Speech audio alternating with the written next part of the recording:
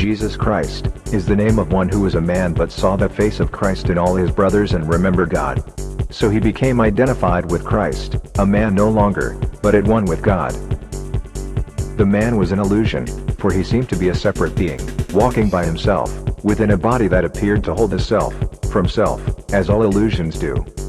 Yet, who can save unless he sees illusions and then identifies them as what they are? Jesus remains a savior because he saw the false without accepting it as true. And Christ needed his form that he might appear to men and save them from their own illusions. In his complete identification with the Christ, the perfect Son of God, his one creation and his happiness, forever like himself, and one with him, Jesus became what all of you must be. He led the way for you to follow him. He leads you back to God because he saw the road before him, and he followed it. He made a clear distinction, still obscure to you, between the false and true. He offered you a final demonstration that it is impossible to kill God's Son, nor can his life in any way be changed by sin and evil, malice, fear or death. Was there a physical resurrection? Jesus speaks from his ascended spiritual mind saying, "My body disappeared because I had no illusion about it. The last one had gone. It was laid in the tomb, but there was nothing left to bury. It did not disintegrate because the unreal cannot die. It merely became what it always was. And that is what rolling the stone away means. The body disappears, and no longer hides what lies beyond. It merely ceases to interfere with vision.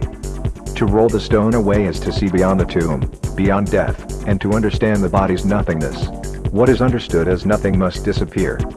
I did assume a human form with human attributes afterwards, to speak to those who were to prove the body's worthlessness to the world. This has been much misunderstood. I came to tell them that death is illusion, and the mind that made the body can make another sense form itself as an illusion. They did not understand. But now I talk to you and give you the same message. The death of an illusion means nothing. It disappears when you awaken and decide to dream no more. And you still do have the power to make this decision as I did. God holds out his hand to his Son to help him rise and return to him. I can help because the world is illusion, and I have overcome the world. Look past the tomb, the body, the illusion. Have faith in nothing but the Spirit and the guidance God gives you. He could not have created the body because it is a limit. He must have created the Spirit because it is immortal. Can those who are created like him be limited? The body is the symbol of the world. Leave it behind. It cannot enter heaven. But I can take you there anytime you choose. Together we can watch the world disappear and its symbol vanish as it does so.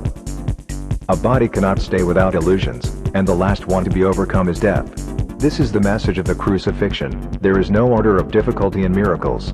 This is the message of the resurrection. Illusions are illusions. Truth is true. Illusions vanish. Only truth remains.